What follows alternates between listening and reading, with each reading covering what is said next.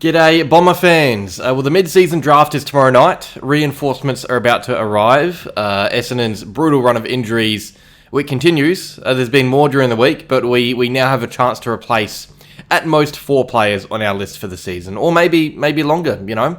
Some of these guys might be around for a little while, like Sam Durham. He who shall not be named, Massimo D'Ambrosio. But yeah, today I'm going to try and not predict, but I'm going to pick my own selections. I'm going to put my Matt Rosa cap on and select the 4 Essendon players that I would select for the rest of 2025 and maybe beyond. So yeah, let's get into it. Before I start though, make sure you guys head on over to Bomber Banter tomorrow night after the draft. I'm going to be there live chatting with Fiona about our selections and I guess also our team changes for the Brisbane game because that is happening as well. Busy week for the club. But yeah, Bomber Banter tomorrow night. You'll see us chatting about our new players. Let's get into this though. So before we go pick by pick and do a little mock draft, because that's what I'll be doing, I'm first going to talk about strategy. I should start by saying, by the way, for individual picks, it all relies on who's available and whatnot. But for most of the time, there isn't really a set order like there is in the national draft. Up the top, there are 5 or 6 great prospects that clubs with higher picks will bring in, best available talents. Just because you can tell they'll be players like Sam Durham. But after that, it's just really tough to predict what will happen. What I do think will happen though, I think we will take at least 3 key position players, 1 from every zone. I think we take a goal-scoring forward, a ruck, and honestly, I think we could be set to bring in 2 key defensive prospects now. Before the Reid and Mackay injuries, I was pretty content with 3 selections in this draft to create less headaches for Rosa later in the year, but I think we could use all 4 now, and I think 2 of them will probably have to be key defensive players. We're on our last legs down back. We're on our last legs everywhere, but down back especially, we're lining up with Jaden Laverty as our only key defender this weekend against the Lions. He is only 190 centimetres, so yeah, I think the plan is going to be to bring in a mature, ready-made, plug-and-play key back that can honestly maybe even play against Brisbane the day after being selected. I think the same for the ruck. We'll get a mature ruck in. And then I think the other 2 selections will be more prospect players suited to our list build. I'll be surprised if we took anyone on ground level given our issues with height. Most of our injury list is taller than 190 centimetres. So yeah, I think we'll be looking to go pretty tall in this draft with a wide age range, which is fun. But let's go pick by pick. Okay, I should say this order will probably change when more clubs nominate for the draft, but pick 6 for now, at the time of filming, really interesting pick. It is very much a wait and see kind of selection. The question here is what do we prioritise most? Do we prioritise our list build, or do we prioritise our game day team? I think this selection will either be a key forward or a key defender. I don't think we're going to stress about a ruck until late on the night. Teams are more interested in the forwards and backs, and yeah, I guess we have to decide whether we bring in a defender who can play as early as Thursday against the Lions, or maybe a forward. And really, I only have 1 forward in mind here, but Archer May, he's probably the player I want to bring in the most. He's a big Subiaco key forward, very young, 20 years old, but he's looking really promising already. And look, I do think we need a key back more. I think that goes without saying. But the way I see it, and this is just me personally, this could be completely different to the way Rosa sees it, but I think the difference between Archer May as a forward and others below him is greater than the difference between the mature key defenders. I think clubs are going to be more excited to take Archer May. He's, as I said earlier, he's one of those 5 or 6, not ready-made, I keep saying ready-made, best available picks. Which is why I'm excited about the prospect of taking him over someone like a Charlie McCartan. There's no guarantee he's even available at 6. He could be taken earlier. But if he is, that is who I'd be taking in this draft. I think you guys would really like him too. I think he's someone that would come in and fans would like him. He's very capable as a goal kicker. He's a lovely size. He's clearly spent time in the gym. I'd say he's physically ready for AFL footy. He'd come to the club and leapfrog Jerine straight away, which is important because Jerine's our only big forward fit outside of the AFL right now. And I do think we need to, we test out that forward line with a new structure to begin with, but having the option to bring in a 20-year-old to play alongside Caddy and Kako, that would not only be, a good plug-and-play option for someone who's proven himself against big men in the waffle, but it would be a great project for the future and our list build.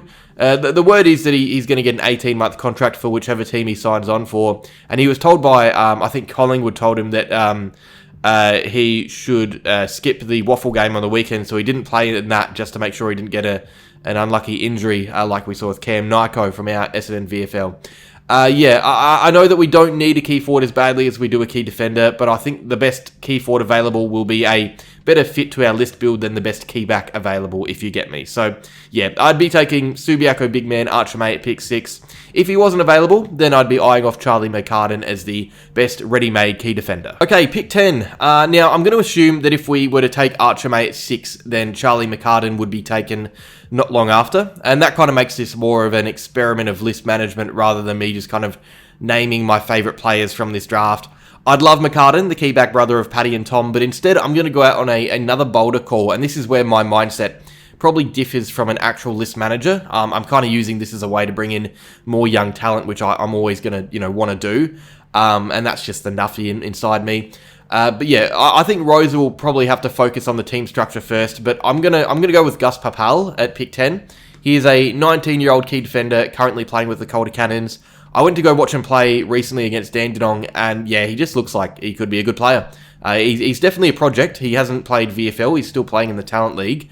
I don't think he'll play AFL footy this year, but 2 to 3 years down the line, when we're hopefully playing good footy, it would be really good to have another Jordan Ridley type player on our list. Papal is 193 centimetres. He intercepts well. He uses well. Very skinny, very lean, but very mobile. He moves around the ground and the back 50 so effortlessly. He's just always involved.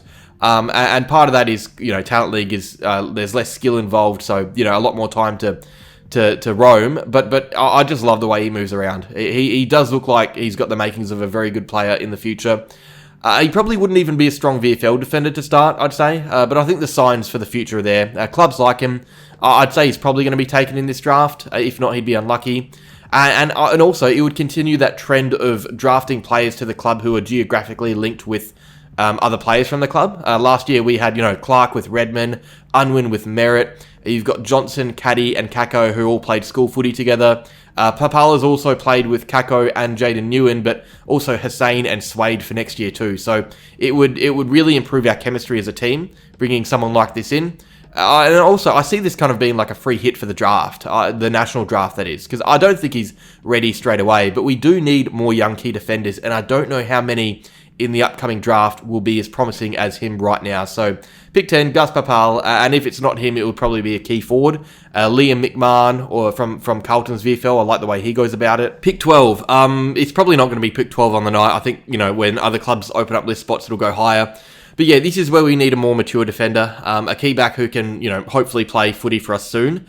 And look, Charlie McCartan would be the perfect shout. But the way I see it, even, someone like McCartan or Nathan Kruger, the best key defenders in this pool, they'd struggle to hop on a plane and play for an AFL team a day after joining them. I think pretty much everyone would, and without even training too. So, yeah, no player could do that from outside a system. That is why I think it makes sense to go with someone maybe lesser in quality, but inside the system. So Will Hoare, he was training with the AFL side this season for an SSP spot. He didn't get it, Tom Edwards did, but he stayed with our VFL. He's been a mainstay there for years. He's trained with us a lot in the AFL. He's not a great age for our list build. He's over 25, but unfortunately, we kind of just need to bring in someone who can plug a hole while our backline is absolutely decimated by injuries. And Will Hoare, he's not going to be an All-Australian key defender, but he is tough, he is competitive, he's structurally pretty sound. There are definitely better options available. Nathan Kruger, Charlie McCartan, Murtazel Noor maybe, Ryan Ayers. We're also, there's me being a nuffy. I think Will Hoare at 12 is not only someone who would be available, I don't think clubs are going to take him if we don't, but he would be handy for the time being. Really, we just need someone to play there straight away pretty much.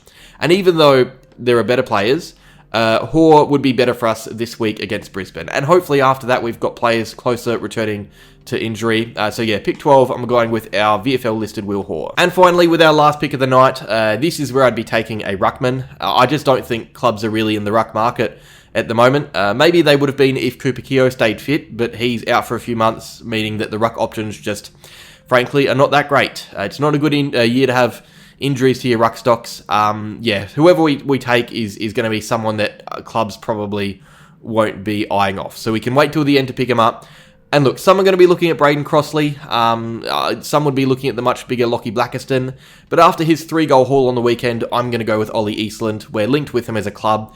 I wasn't on the Eastland train straight away, but yeah, all we really need is someone who can ruck when Goldie can't, can run around the ground a little bit. And I think of the three, Eastland is a good ruck. He can play in other areas. He's 27, so very experienced in his craft.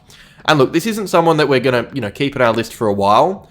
Of the four, he's probably the one at risk of an end-of-season delisting just because, the amount of rucks we actually have in our system. But even if he isn't, he's depth when Goldie retires, and that is fine. It's kind of like an Andrew Phillips type ruck. It is just good to have this kind of ruckman in your system there to play AFL when others can't. That's pretty much what Goldie is doing now while being the ruck coach. So yeah, I think this probably makes the most sense out of the rucks. Crossley, he worries me a bit. Blackiston, I don't know too well, but yeah, we'll see what happens. That was our last pick of the night, though. So these are the 4 players that I would be picking in the upcoming mid-season draft if Matt Rosa called in sick and needed someone to come in and take the reins. I don't know why he'd call me, but he has in this scenario. Archer May, the big Subiaco key forward, I'm really excited about him. This is the one that I would probably want the most out of this draft. Gus Papal, Calder Cannon's young intercepting rebound defender. Project player, so might not play this year. Will Hoare, the Bombers VFL plug-and-play type. He is someone that I think could play against Brisbane if we were to bring him in. And Ollie Eastland would hopefully relieve the pressure on Goldie's shoulders. Look, I do want to say the mid-season draft is the most unpredictable of the list management forms. There is a chance that none of these players end up with Essendon, but that is what makes this fun, It's going to be interesting to see what the club does differently to me and you and everyone else, both in terms of individual picks and strategy. But yeah, video done. Cheers for watching, guys. Make sure you like it if you enjoyed, subscribe if you're new to the channel. Remember to check out Bomber Banter tomorrow night after the draft, and as always, go Bombers.